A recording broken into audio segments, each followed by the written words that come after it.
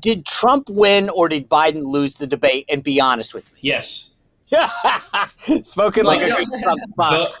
Both. Right out of the gate, this was a serious problem for Joe Biden. I thought they'd fill him full of, debate Viagra or State of the Union juice or something, and he'd be fired up, raring to go. He wasn't. And this was his debate, rules by Joe, for Joe.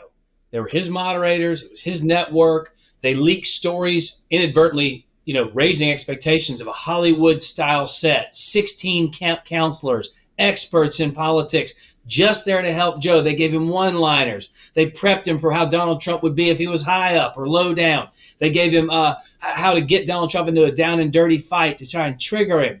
They said, hey, don't talk about your record because that's not really all that good.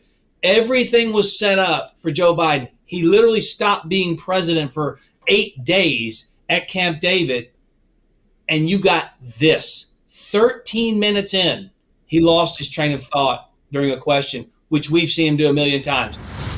Making sure that we're able to make every single solitary person eligible for what I've been able to do with the COVID. With dealing with everything we have to do with.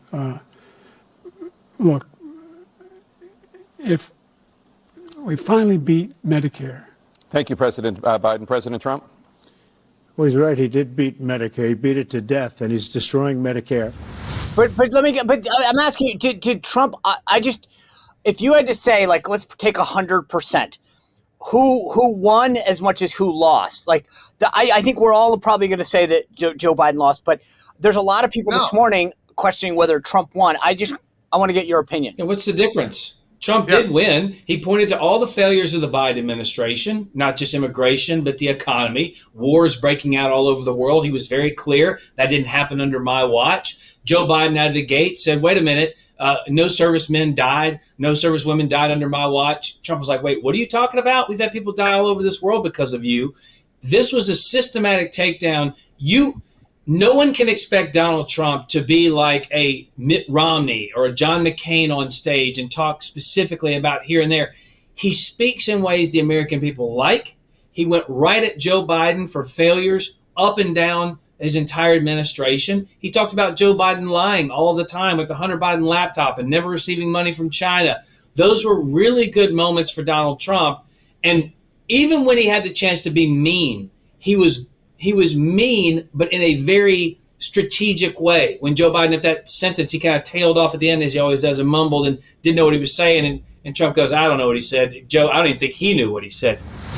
I'm going to continue to move until we get the total ban on the total initiative relative to what we're going to do with more Border Patrol and more asylum officers. President Trump?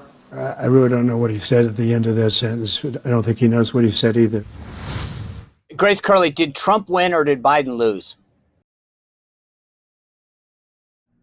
I mean, I have to agree here. I think it's kind of the same thing. I think Trump was going to win if he was able to make this story about how incoherent Biden was last night. And that was very, very apparent.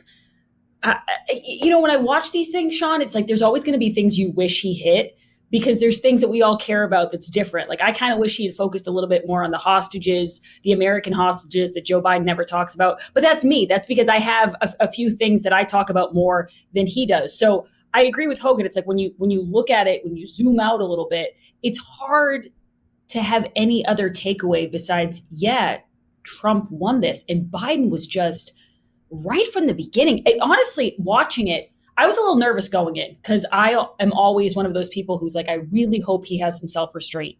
I agree with Hogan about the fact that there were moments where I thought for sure he would roll his eyes or he would be very disrespectful towards Joe Biden. And he wasn't. Like, I was rolling my eyes at home for a lot of those parts. He was able to kind of tamp it down. And something else I loved was that he was able to kind of enjoy himself, which I think is what really made him stand out in 2016. And he lost a little bit of that in 2020. When Biden called him a convicted felon for the first time, he got this like Cheshire like grin on his face and he kind of just nodded. And it was very, listen, I'm not going to take what you're saying seriously. I'm going to let it roll off my back. As the night went on, you could tell things were starting to bother him more. He started to try to fit a lot into short amounts of times. Yep. But I think the most important part of that debate was the first 15 minutes.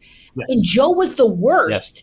In the beginning, which really surprised me. Joe actually got a little bit better as the night went on. In the beginning, though, when everyone was just sitting down, pouring their glass of wine, tuning in, it was like this. It was hand over mouth. Oh, my God, What is happening? Yep. Doug, what did you think? Look, I think they're both great. I got a couple, just a little bit different takes. Okay. Look, one, I think from the moment Joe shuffled out there, I was in a unique position last night. I didn't get to watch it. I listened to it. I was coming back from opening up a Trump office, and so I was on the road. But I got to see the first minute when they first came out on stage. And when I saw him shuffle and then grab the podium and look down and sort of mumble to the moderators, I said, whoa, this is not what they were expecting. And then Trump came out in his normal. Here's what I think. When somebody's committing political suicide, you don't have to do anything. You don't have to push. Yeah. And I think that was the best thing from Donald Trump last night. He didn't push. His first answer was as calm. And Hogan, we've all sat in rooms with him. That was as calm an answer as I've ever seen about economy and Social Security. He left it out there. And then when it turned to abortion, no matter what you thought about, now let's just take for a second here. Whatever you thought about Trump's answer from a pro-life perspective, I think it was very good. He was on point. Best I've heard him with specifics. And then here's something. We can't let this go, folks. We can't. I know everybody's going to talk about form. This is the Nixon-Kennedy issue. But Joe Biden, for the first time in 50 years, said what every Democrat believes, but he said it as president and on a debate stage. We want abortion no matter what, for no reason, sex selection, 40 weeks, gender, birth defects, anything. We'll kill the baby anytime we want to. And that was Roe v. Wade. And Donald Trump came back and said, but Joe, that's what Roe v. Wade did when he said it. So I agree. Look, I agree with Grace. This was done in 30 minutes. The rest was hubris. 30 minutes, this was over. When we did the Mueller hearing, if you remember that one, we knew that if we started off quickly and made sure that it looked as if Mueller was not capable of handling these questions and also didn't know what he put in the report, that the rest of the reporters would tune out. That's exactly what happened. 15 minutes in, we already started seeing the tweets from the Democrats. This is a disaster. The last 30 minutes, nobody cared. They were already on Twitter. Well, if you enjoyed this content, make sure to like this video, subscribe, and click the notification bell to get more.